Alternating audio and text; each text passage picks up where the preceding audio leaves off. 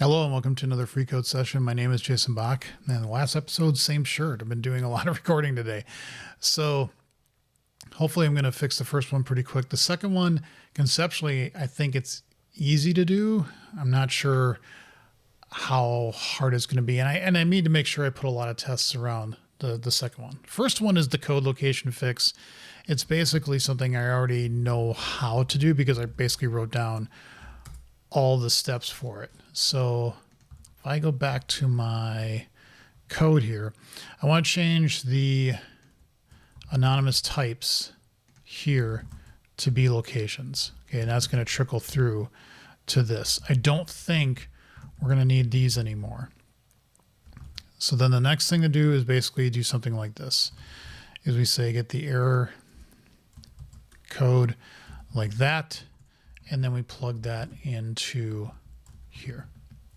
And then the same thing we would do here, and except this time we say warning. And the same thing over here. And then we take the error code. Well, let's call it warning code because, you know, naming. So we'll put that in here. All right. And that should be it. We don't do any of this split stuff, which is fine. Now, the way to test this is to simply say, why are you saying location isn't used? Of course it's used. Oh, yeah, I see what it's saying. Yeah, just do it. Yeah, I get it. It was like you're making yourself work too hard. Okay. The way to test this is to simply go in and say, let's do that, except we're going to include what we know has errors, which is entity framework. Okay. And whoops, did I grab? Yeah, I think I grabbed too much. I'm not sure, but we're going to make sure that this is able to go through when I run this and not fail.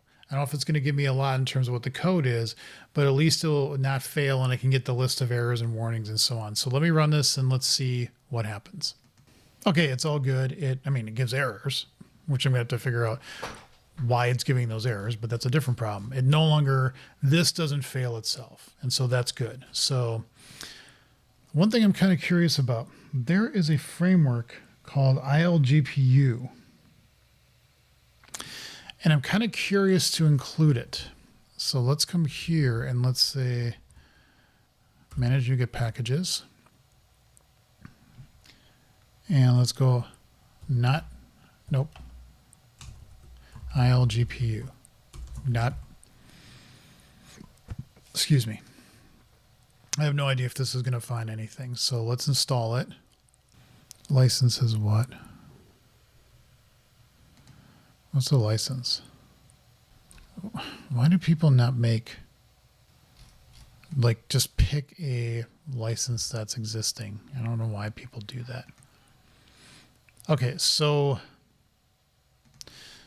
let's include that.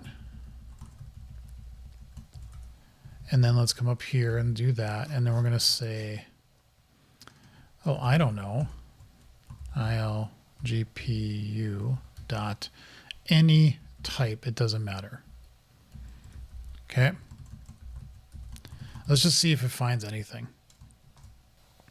Okay, it does have some. I'll address them later. Right now they're all mapping things, so I need to make a mapping class. One thing I don't like about what it's doing though is we get to make here. Oh, those are, sorry. Okay, none of them are warnings. They're all errors. Never mind. I was like, why is it saying warnings? No, these are makes. Okay, so we are going to then do that, come up here, include that, and we will eventually come down to addressing this once I am done with all the other things. So, because there's going to be a whole bunch of stuff coming from, I believe, Entity Framework. I want to figure out auto mapper. The next one actually should fix what we find in system reflection data, and then we'll see if GPU, at least it says there's 162 types. So we can get those. So let me merge this in and then we'll hit the harder one. Okay, I got that fix in and I'm going to work on the next one. I didn't put this in the list for the changelog. arguably you could say, well, maybe it should, but it doesn't actually change anything in Rocks proper. This is just a test app to see what it can handle and what it has issues with. So I'm not going to put it in the change log. There's really no point for that. So let me get the next one set up and then I'll describe what's going on.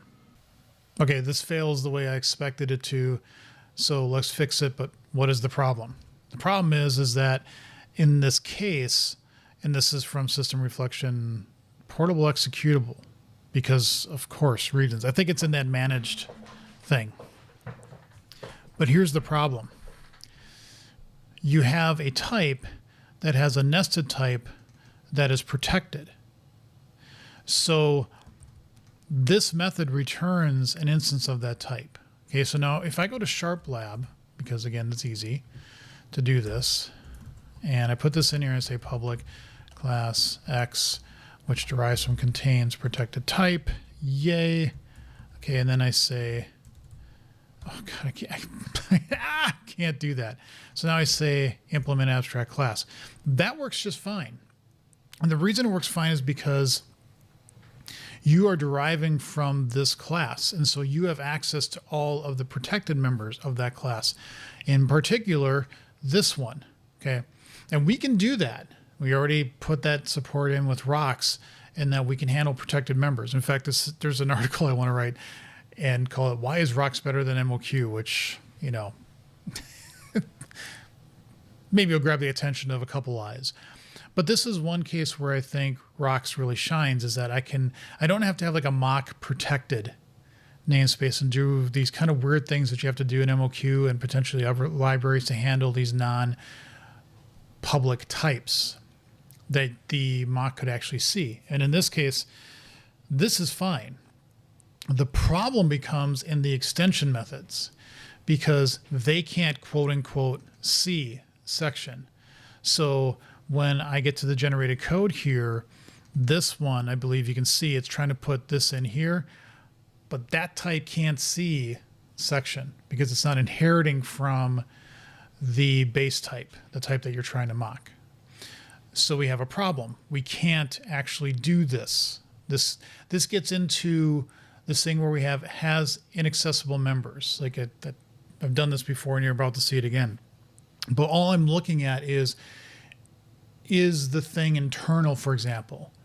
If it's internal, then, and it's virtual or abstract, we can't actually create a mock for it. So we don't even include it as mockable. Unless it's able to be seen by an internal's visible attribute, then internal's visible to attribute, then we actually say, yep, we can mock it if we have the right access, if we're visible to it. If we can't see it, we don't do it. So what we have to do is expand this out to being for all of the members. So on a method, it's arguably at least the parameter types and the return type, along with the method's accessibility. You could argue to say it's also the attributes that are put on the method itself. I think I'm going to just hold off on that for now, because that could get hairy. It would be weird to say something is public, but say the attribute, the attribute itself couldn't have like a protected access. It could have internals access. So then you just couldn't put the attribute on it. I don't know. I'm going to just hold off on that. But mark the number of this episode. I'm sure this is going to bite me later. So we have to look at those things. And then we have to be a little bit cautious because we have to say, if I come back to the wording here, is that the member, like we find a member and we say we could mock it, or it's abstract, but we find that there are inaccessible aspects. We can just call them aspects, for lack of a better term, to the member.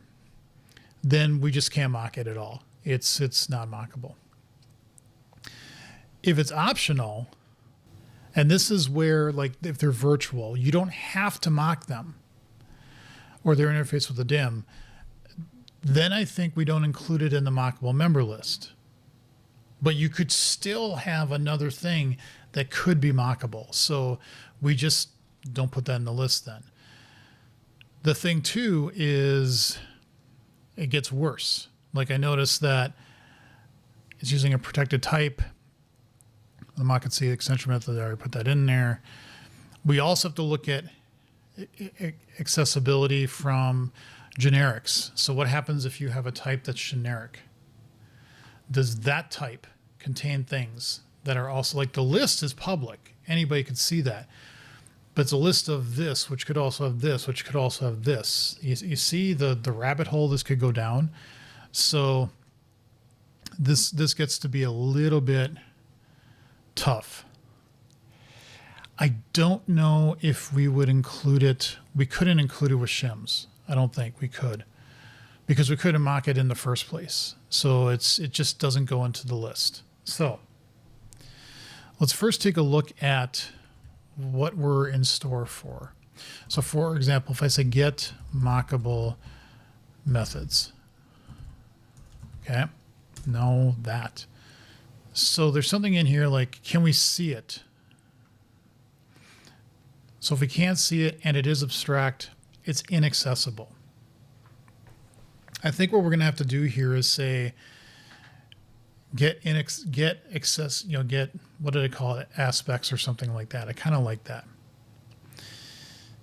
And so we would say something like for the method, for the property, and that's indexers as well. And then also events.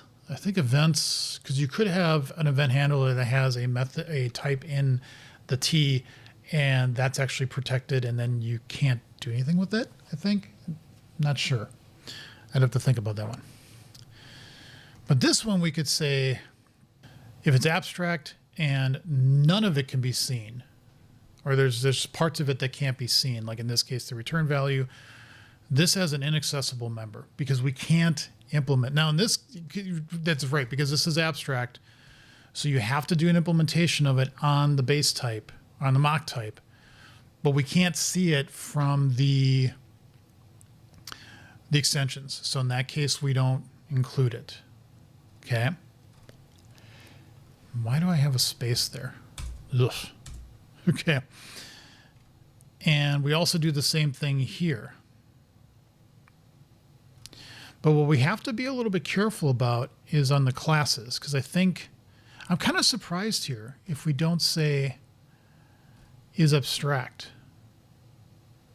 Because you'd think is abstract, like if it's virtual, we include it because I think, don't we do something with it for shims? Yeah. If it's virtual, then we include it. But we include it on the shims, and then we let the shim engine thing do what it needs to do.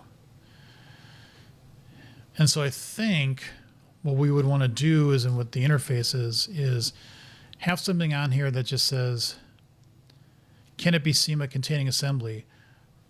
But what we want for the method is to include the parameters, return value, and arguably the attributes. And if they are generic, it has to recursively go down through, because you could have like a list of a dictionary of something. Just the point is you have to keep diving in until you find that the type itself is seen and also the types that you're passing in can be seen. If they can't, then you're screwed. Okay. So this could get quite, we already have, I think, the way we need here, but we need to be, okay, so this is just looking at the symbol. We need something that's specific to each type.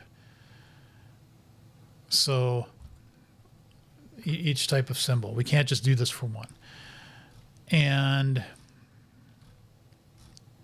when you're a class, we say if it's static, it can be seen. And if it's not static, if it's abstract, override, or virtual, and it's not a record and name is not equal, object equals, we can see it. If we can't see it and it's abstract, then again, same problem. If it can be seen, then we have to do something to say for shims. And we're going to also have to put something on the else here to say, if it can be seen. If it can't, then we just don't include it. And that's what we're doing here. So if we can't see it, and as one of these cases, we simply don't do. So I think doing all the overloads of can be seen the way we want them to be done is exactly what we want. But we need a whole lot of tests around this to make sure that this is going to do what we want. And I've been doing a lot of recording today, so I think I'm going to kind of stop here, and I may just want to do some coding off screen with this, and like on the next one, do some resolution, show you what I came up with, and then move on from there. I think what I might also do is because I got to also do some editing of videos, but I think what I might also do is go through what I'm finding now once this is done. Go through the errors that are showing up with the remaining packages that I'm pulling in for code generator tests, and seeing if I can group them all together, because I know there's a lot of repetitiveness. When I was looking through the errors, I'm like, yeah, this is exactly the same thing through all these, and I bet if I solve it for one, 100 of them are going to go away, hopefully. So I think that's what I need to do here, is come up with a way to do this method for all three. I'd like to keep the symbol extension one, because I want that to be, hey, cast it as a symbol type and then do this. So it can be seen, and it can be seen based on everything else. That would be good. That'd be what we want. So I think that's going to be the plan from now on. Edit some of these videos, do some coding off camera to just sit around, have some fun. And then in the next video, I'll show you what I came up with to resolve this. Thank you all for watching. Leave comments and questions below. See you in the next episode.